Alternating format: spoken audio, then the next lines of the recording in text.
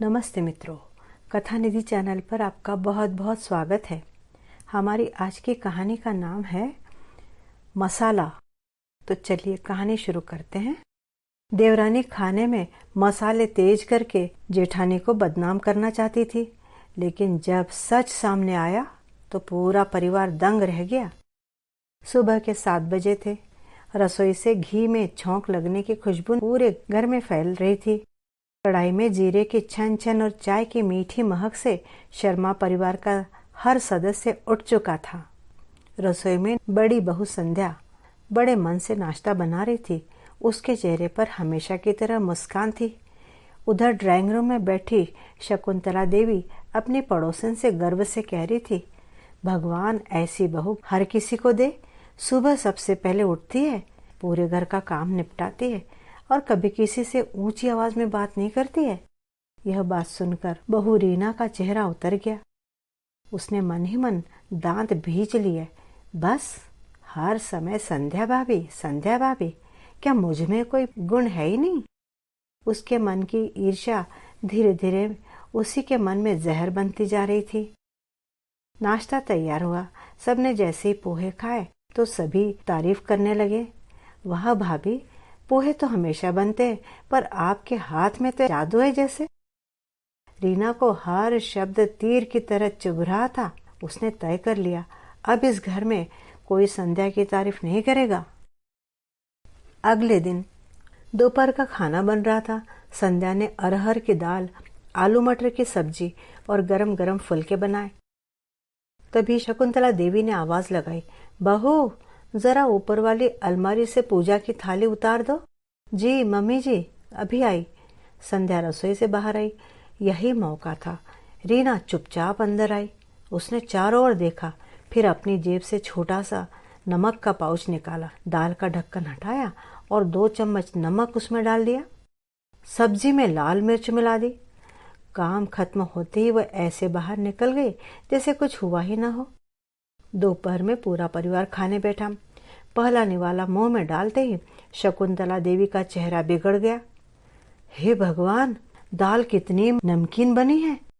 उन्होंने सब्जी खाई और इसमें इतनी मिर्च। संध्या घबरा गई। मम्मी जी, मैंने तो बिल्कुल ठीक डाले थे मसाले सारे, लेकिन दाल खारी थी तो थी और सब्जी तीखी थी तो थी। बहू, काम जल्दी करने से अच्छा है ध्यान से किया करो। संध्या की आंखें भर आई। रीना भी सिर झुकाकर बैठी हुई थी, लेकिन उसके होठों पर एक कुटिल मुस्कान तैर रही थी। रात को संध्या बालकनी में बैठी आंसू बहा रही थी।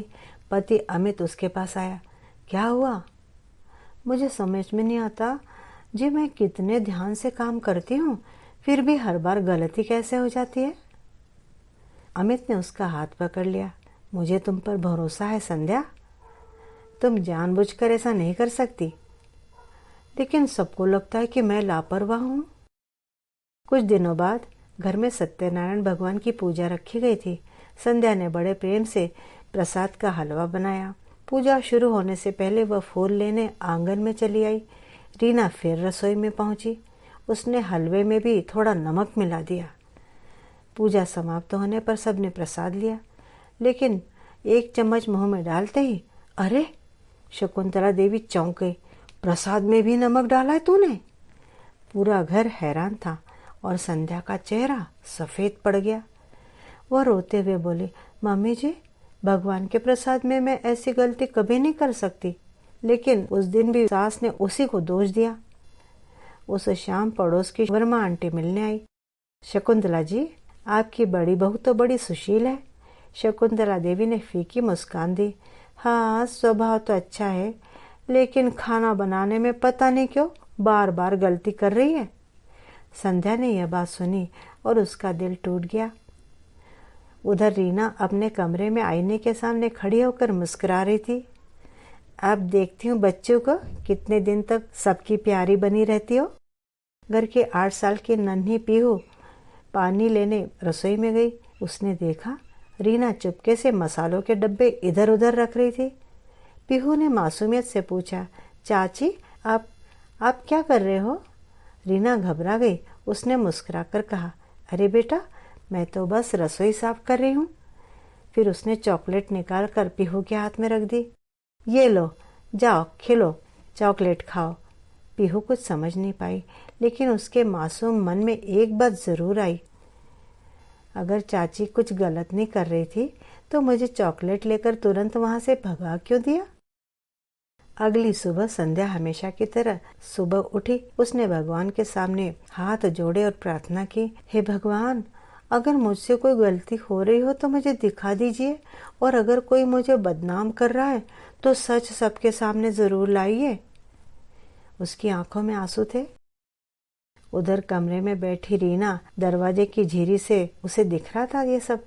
रो लो भाभी, अभी तो खेल शुरू हुआ है। कुछ दिनों बाद शर्मा परिवार में संध्या की ननद पूजा अपने पति और बच्चों के साथ आने वाली थी। शकुंतला जी ने कहा, संध्या, आज खाना बहुत अच्छा बनाना, ध्यान से बनाना, दामाद जी आ रहे हैं, नमक वमक का ध्यान रखना। हाँ जी मम्मी जी। उस दिन संध्या सुबह से रसोई में लग गई। शाही पनीर, दाल मखनी, जीरा राइस, पूरियाँ और गाजर का हलवा बनाया उसने। पूरा घर खाने की खुशबू से महक रहा था। रीना ने सोचा, आज अगर सबने इसकी तारीफ कर दी तो फिर मेरा क्या होगा। जैसे ही संध्या नई क्रॉकरी निकालने के लिए स्टोर रूम में गई, रीना फिर रसोई में पहुंच गई। इस बार उसने सिर्फ नमक नहीं मिलाया, बल्कि उसने दाल में नमक बढ़ा दिया और पनीर की सब्जी में लाल मिर्च डाल दी। फिर ऐसे बाहर निकल गई जैसे कुछ हुआ ही ना हो। दोपहर को सब लोग खाने बैठे। ननद पूजा ने पहला कौर मुंह में रखा तो वो पानी पानी करने लगी। अरे भाभी, आज तो सब्जी बहुत तीखी हो गई है। दामाद जी ने दाल चखी। वे बोले कुछ नहीं, लेकिन उनका मुंह कसेला हो गया। शकुंतला देवी भी खाना खाने बैठी थी। उन्हें सब समझ में आ गया। उनका चेहरा शर्म से झुक गया।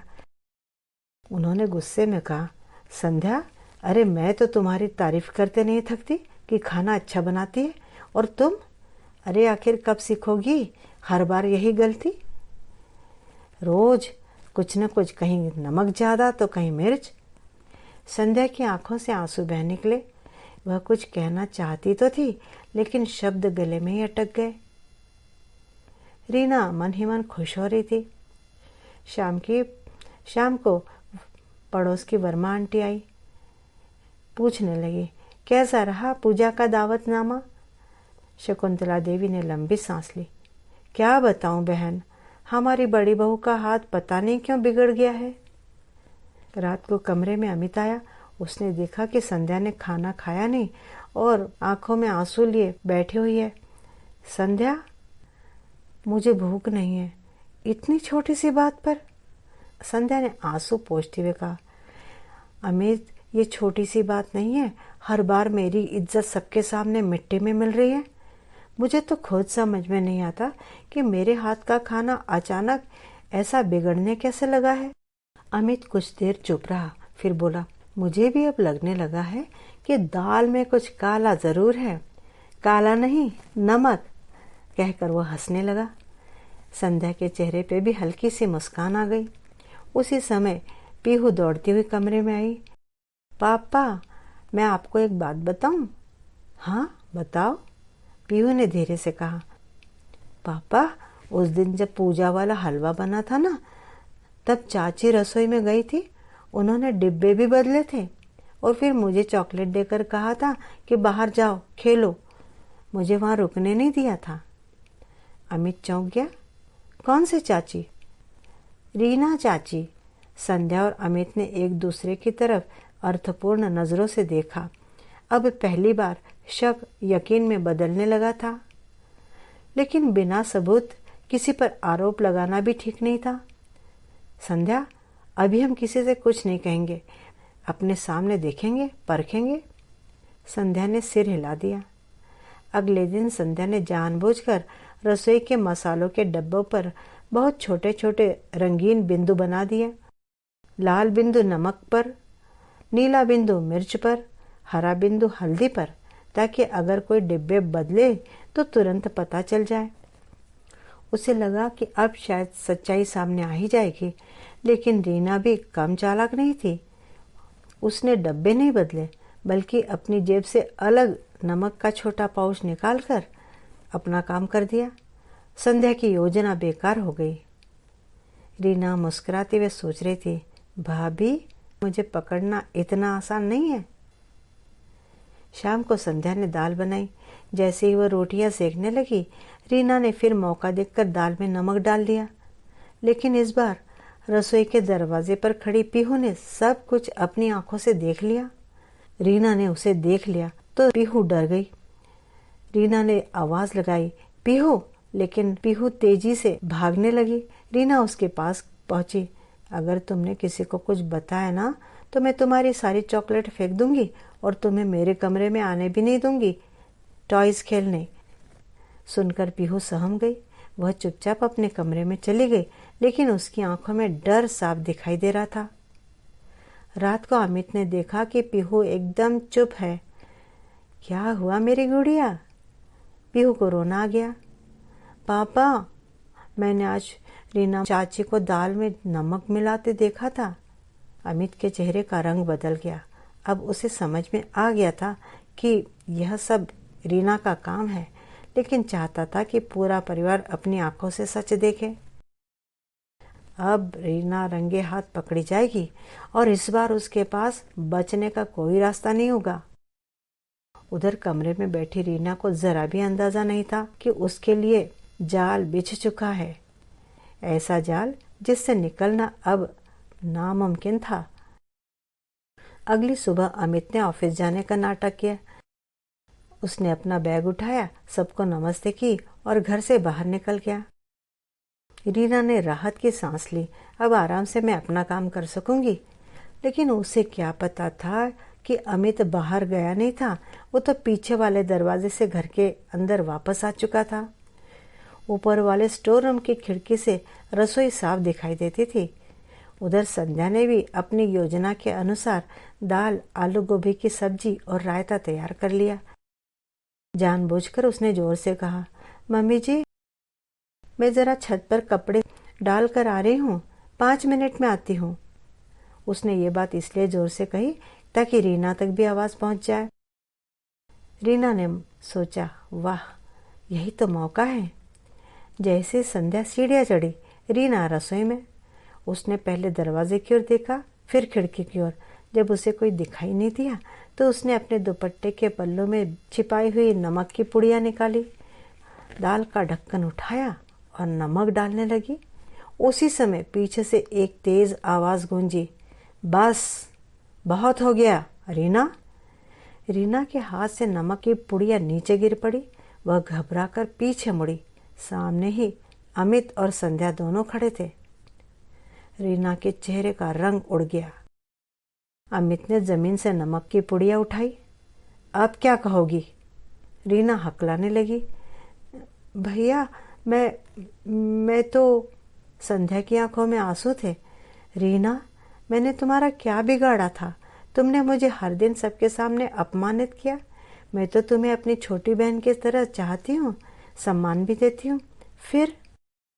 रीना चुप रही। उसके पास कोई जवाब नहीं था। इतने में शकुंतला देवी भी रसोई में आ गई। क्या हुआ? अमित ने नमक की पुड़िया उनकी ओर बढ़ाई। माँ, देख लीजिए, असली दोषी कौन है?